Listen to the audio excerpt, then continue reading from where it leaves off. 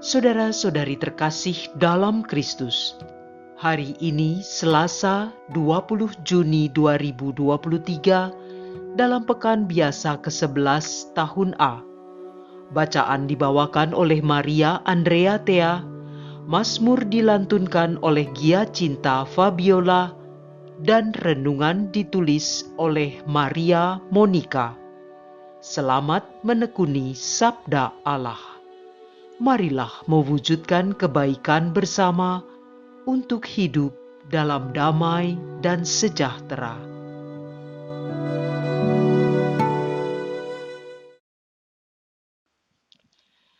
Dalam nama Bapa dan Putra dan Roh Kudus. Amin. Allah Bapa yang kekal dan kuasa, terima kasih untuk hari baru ini. Engkau memberikan sinar mentari dan tetesan hujan secara sama kepada semua orang. Engkau juga membiarkan kami menghirup udara secara gratis sepanjang hidup kami. Biarlah kami menyadari kemurahan-Mu dan kesempurnaan ciptaan-Mu bagi kami melalui bacaan-bacaan yang akan kami dengar hari ini. Demi Kristus Tuhan dan pengantara kami. Amin. Bacaan dari surat kedua Rasul Paulus kepada jemaat di Korintus, bab 8 ayat 1 sampai dengan 9. Saudara-saudara, kami hendak memberitahukan kepada kalian kasih karunia yang dianugerahkan kepada jemaat-jemaat di Makedonia. Selagi dicobai dengan berat dalam berbagai penderitaan, sukacita mereka meluap, dan meskipun sangat miskin, mereka kaya dalam kemurahan. Aku bersaksi bahwa mereka telah memberi menurut kemampuan mereka, bahkan melampaui kemampuan mereka. Atas kehendaknya sendiri, mereka minta dengan mendesak kami, agar mereka pun diperkenankan ikut memberi pelayanan kepada orang-orang kudus. Dan mereka memberikan lebih banyak daripada yang kami harapkan. Mereka memberikan diri mereka pertama-tama kepada Allah, kemudian oleh karena kehendak Allah juga kepada kami. Sebab itu kami mendesak Titus supaya ia mengunjungi kalian dan menyelesaikan pelayanan kasih itu sebagaimana ia telah memulainya. Maka sekarang hendaknya kalian kaya dalam pelayanan kasih ini, sebagaimana kalian kaya dalam segala sesuatu, dalam iman, dalam perkataan, dalam pengetahuan, dalam kesungguhan untuk membantu, dan dalam kasih-Mu kepada kami. Aku mengatakan hal ini bukan sebagai perintah, tetapi dengan menunjukkan usaha orang-orang lain untuk membantu. Aku mau menguji keikhlasan kasih-Mu, karena kalian telah mengenal kasih karunia Tuhan kita Yesus Kristus. Sekalipun kaya, Ia telah menjadi miskin karena kalian, supaya karena kemiskinannya kalian menjadi kaya. Demikianlah sabda Tuhan.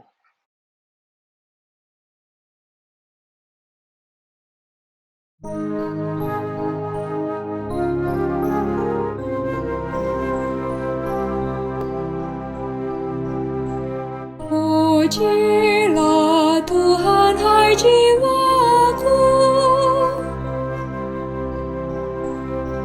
Aku hendak memuliakan Tuhan selama aku hidup, dan bermazmur bagi Allahku selagi aku ada. Pujilah Tuhan, hai jiwaku. Berbahagialah orang yang sebagai penolong yang harapannya pada Tuhan Allahnya. Dia yang menjadikan langit dan bumi, laut dan segala isinya, yang tetap setia untuk selama-lamanya. Pujilah Tuhan, hai jiwaku. Dialah yang menegakkan keadilan bagi orang yang diperas dan memberi roti kepada orang-orang yang lapar. Tuhan membebaskan orang-orang yang terkurung. Pujilah Tuhan, hai jiwaku. Tuhan membuka mata orang buta. Tuhan menegakkan orang yang tertunduk. Tuhan mengasihi orang-orang benar. Tuhan menjaga orang-orang asing. Pujilah Tuhan, hai jiwaku.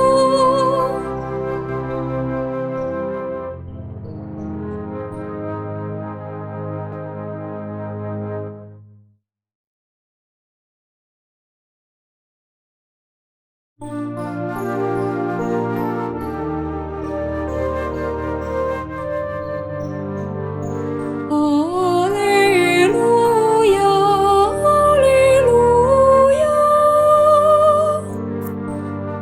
Perintah baru diberikan kepadamu, sabda Tuhan. Kasihilah sesamamu, sebagaimana aku mengasihi kamu. Haleluya, haleluya.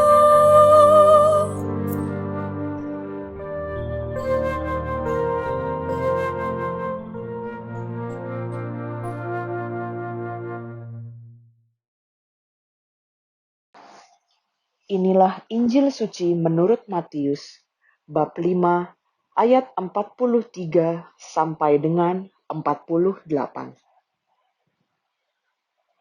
Dalam khotbah di bukit, Yesus berkata, "Kalian telah mendengar bahwa disabdakan, kasihilah sesamamu manusia dan bencilah musuhmu. Tetapi aku berkata kepadamu, kasihilah musuh-musuhmu, dan berdoalah bagi mereka yang menganiaya kalian. Karena dengan demikian, kalian menjadi anak-anak Bapamu di surga. Sebab ia membuat mataharinya terbit bagi orang yang jahat, dan juga bagi orang yang baik. Hujan pun diturunkannya bagi orang yang benar, dan juga bagi orang yang tidak benar. Apabila kalian mengasihi orang yang mengasihi kalian, apakah upahmu? Bukankah pemungut cukai juga berbuat demikian? Dan apabila kalian hanya memberi salam kepada saudaramu saja, apakah lebihnya dari perbuatan orang lain? Bukankah orang yang tak mengenal Allah pun berbuat demikian? Karena itu, kalian harus sempurna sebagaimana Bapamu di surga sempurna adanya." Demikianlah sabda Tuhan.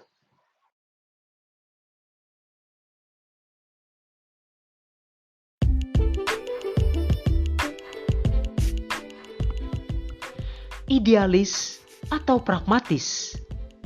Renungan dibawakan oleh Maria Monica.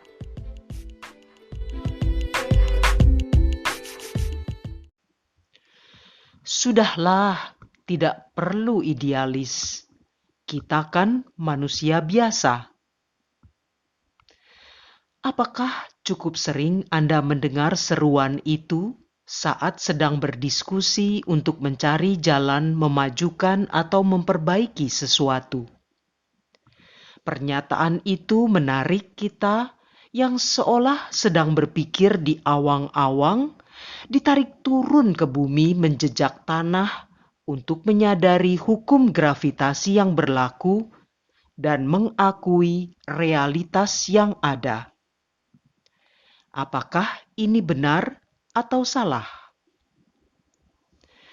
Dari Kamus Besar Bahasa Indonesia, pragmatis adalah pandangan yang memberi penjelasan yang berguna tentang suatu permasalahan dengan melihat sebab akibat berdasarkan kenyataan untuk tujuan praktis. Ya, kita biasa menginginkan yang praktis-praktis saja. Lalu di zaman yang serba praktis, otomatis, dan semua dipermudah oleh teknologi ini, untuk apa lagi berpikir yang rumit-rumit, ngejelimet layaknya seperti seorang idealis. Ibu, bapak, kaum muda, rekan seperjalanan yang dikasihi Tuhan, ajakan Yesus hari ini jelas sangat idealis. Dia meminta kita mengasihi sesama, bukan hanya orang yang mengasihi kita, orang-orang yang kita sukai karena pernah berbuat baik kepada kita, atau orang-orang yang tidak pernah berbuat jahat kepada kita. Melainkan Ia mengajak kita untuk mengasihi orang yang justru sudah berbuat jahat kepada kita. Walau kita sudah berulang kali membaca dan mendengar betapa Yesus mendoakan musuh-musuhnya dari atas salib pada waktu menjelang kematiannya, tapi kita sering membenarkan diri dengan mengatakan, "Ya, itu kan Yesus. Kalau saya sih manusia biasa." Lalu kita membenarkan diri bahwa sangat manusiawi kalau kita membenci orang yang telah menyengsarakan kita. Tapi teguran Yesus hari ini menghentak kita. Ia mengatakan, "Dan apabila kalian hanya memberi salam kepada saudaramu saja, apakah lebihnya dari perbuatan orang lain? Bukankah orang yang tak mengenal Allah pun berbuat demikian? Karena itu, kalian harus sempurna sebagaimana Bapamu di surga sempurna adanya." Dari Injil Matius bab 5 ayat 47 sampai dengan 48. Ucapan Yesus itu tentu mengajak kita untuk bertindak idealis, melawan kebiasaan manusia pada umumnya, bahkan mendorong kita untuk mencontoh kesempurnaan Allah Bapa yang membuat matahari bersinar dan hujan turun bagi orang benar maupun orang yang tidak benar. Memang benar, jika kita tidak pernah akan menjadi sempurna di kehidupan sekarang. Namun upaya untuk mengejar kesempurnaan itu justru menyadarkan kita tentang adanya kekurangan yang terus mendorong kita untuk percaya lebih mendalam lagi akan kasih karunia Allah. Karena kasih karunia itulah yang menjadi alasan kita untuk mengatasi dosa.